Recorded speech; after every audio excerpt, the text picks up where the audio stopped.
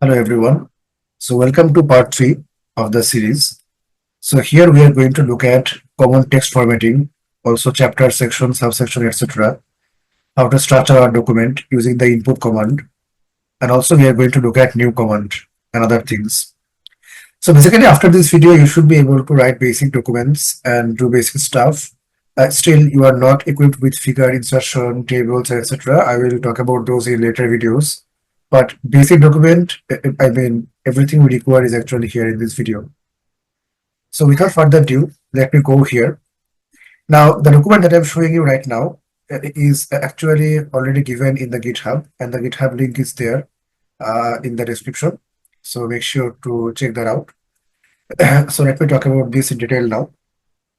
First of all, I'm working with a report right here. You could have worked with article or books as well. I'm just using report to show the whole structure. Now, I will explain these things in detail later on. First of all, let me explain the basic things. So, this, as you know before, that anything before begin document is preamble. So, all of these things are in preamble. And I'm going to use some packages here as well. So, I will talk about those. But the first thing I want to talk about here is actually chapter, section, subsection. Let me actually mention this in more detail. Let me zoom in right here. You can see that I have a chapter 1 called introduction. Then I have subsection 1.1, 1.2, etc. for chapter 1. In chapter 2, I have section 2.1, 2.2. In chapter 3, I don't have any section. And finally, chapter 4 is the conclusion section, conclusion part. So, and also under each section, I have subsections, right? I have 1.1.1 subsection and 1.1.2 subsections. Also, you can see here that I have two subsections under section 2.1, which is 2.1.1 and 2.1.2. So how do we make these chapters and section and subsection? So chapter is the top one, then we have section, and then we have subsection. So how do we do that? It's very simple. For example, here we have chapter introduction. Then inside the chapter, we have a section called background. We have a section called motivation. Then we have another chapter. So understand that after one chapter begins, everything that we write inside that chapter, every section that we make inside that chapter is actually part of that chapter. Okay. As soon as we start a new chapter, the previous chapter finishes. Right. Similarly, for section, when we start a section called background, until we start a new section, this section is ongoing. Basically, this section ends when we start this new section called motivation. Right. It's the same logic. And finally, we have subsections inside a particular section. And the fun thing is we even can have subsection. So this is subsection. We could even have subsection also. It's up to you how you want to structure a document, but this is the basic things that I'm talking about. Now, there is one exception. This chapter is not really available if you are actually, your document class is article type. Okay. If your document class is article type, what should I say? No chapter in that. So in article type documents, or I mean, as I mentioned in the previous video, article type documents are for journals, conferences, publications, those kind of things. So in those cases, you just have section, subsection, subsection. That's it. Chapter is only available for reports and books. So that's the first thing. That's how you can structure your document. Another thing that I want to mention is how do we use input? Now, you can imagine that if you're writing a book or if you're writing a report, it can be very big. There can be many, many different chapters, right? So are you going to put all the chapters in this text file, main.text? I think that's not an elegant way to do this. What you can do is you can actually create a folder. So let me show you how to create a folder. So you can just write here and create a folder and create. Then your folder will be created. And inside the folder, you can create a new file. Let's say a new.text, right? New.text. So you can create a file like that, and you can write things right here. So let me delete this for now. So I've created a file called samplechapter.text, and you can see that in this text file, I've written a chapter called structuring project, right? This is a chapter. Now, how do we link this chapter, this main.text? It is actually extremely easy. There is this input command. So in this input command, we just specify this text file. That means after this analysis techniques section, there will be a chapter which is inside here in this text file. So this text file can have like 1000 words. It can be an extremely big text file. And after you actually link this right here, all those 1000 words will appear right here after this section and before conclusion chapter, right? So normally this is what we actually do when we create a big documents. Let me also show you one document in my thesis proposal.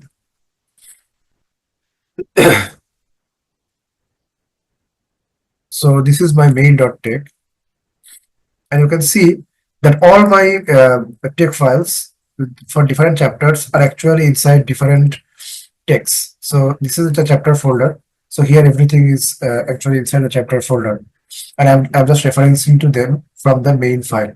So main.text for me is just to structure the document, like put in the titles and other things, and to call everything up.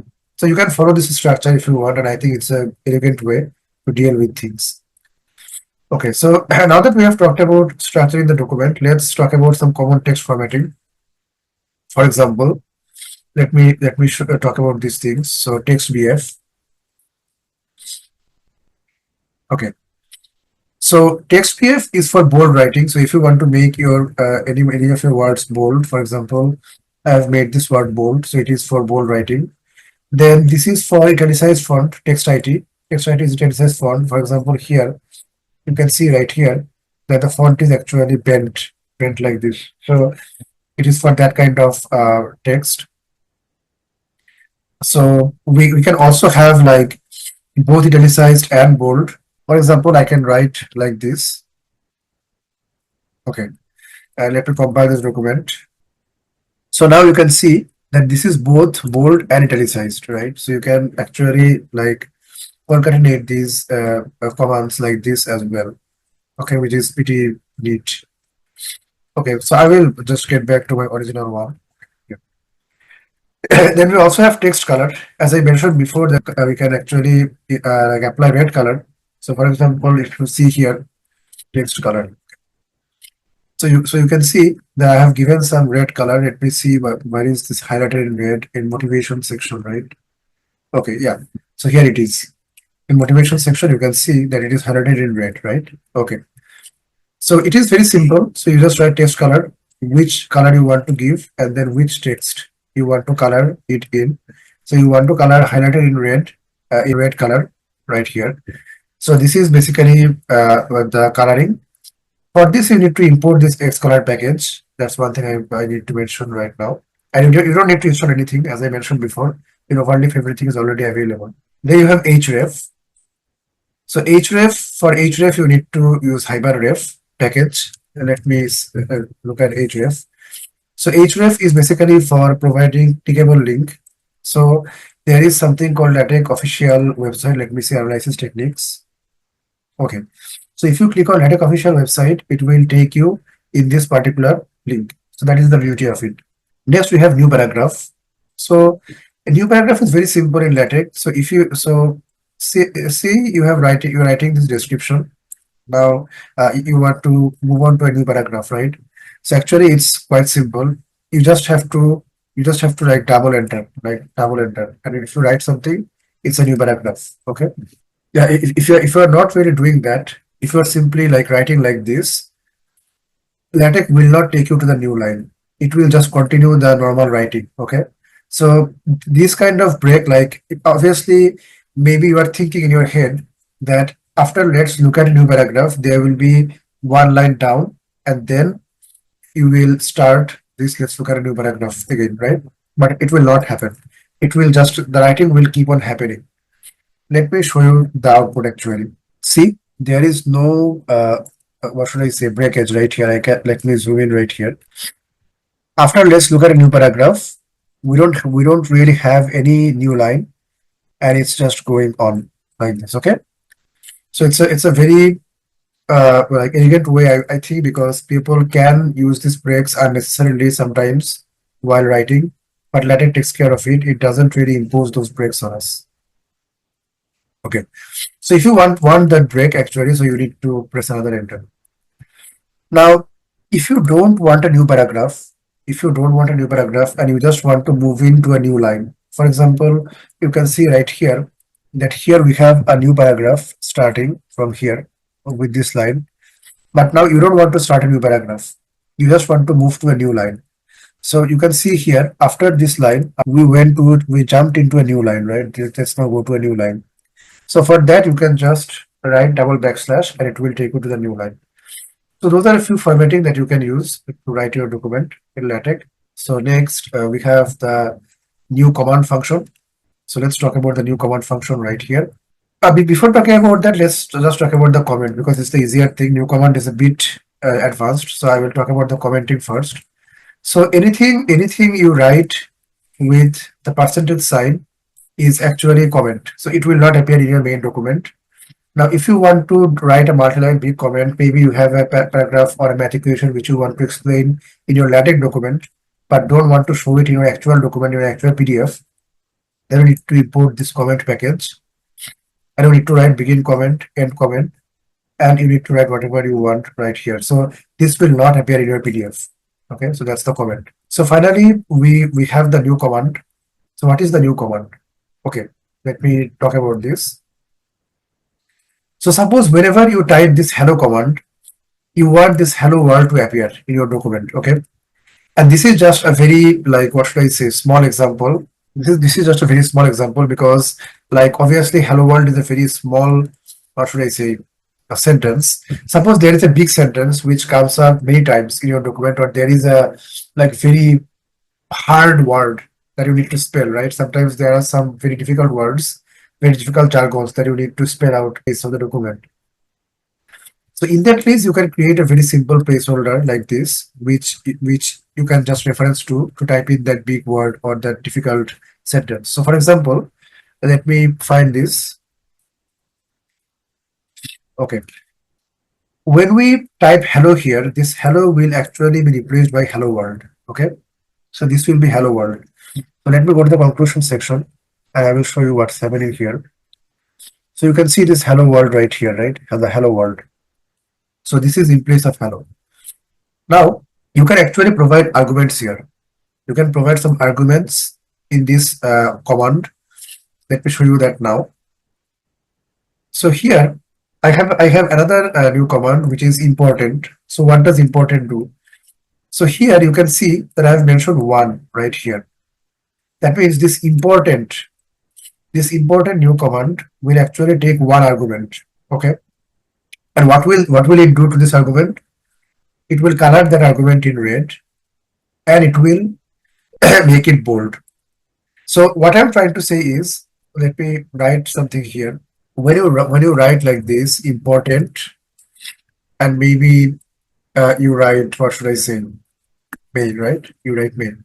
So what will happen to this main is, this is the main, this is #1, that means the argument is passed here. It will be made bold and it will be colored in red. So let me show you that right here. Okay, this was where it was introduction, right? Okay, here is the main. Okay, it is bold and it is colored in red.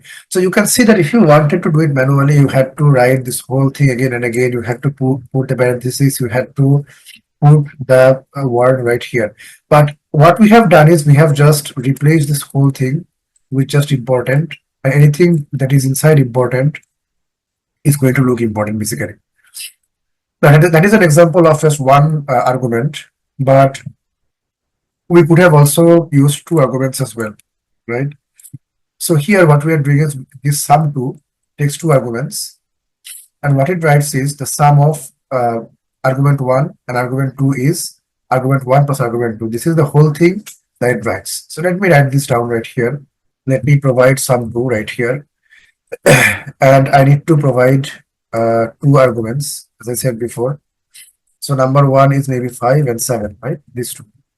So now what will be printed is the sum of 5 and 7 is in bold 5 plus 7. Let me see if it works. Okay, see.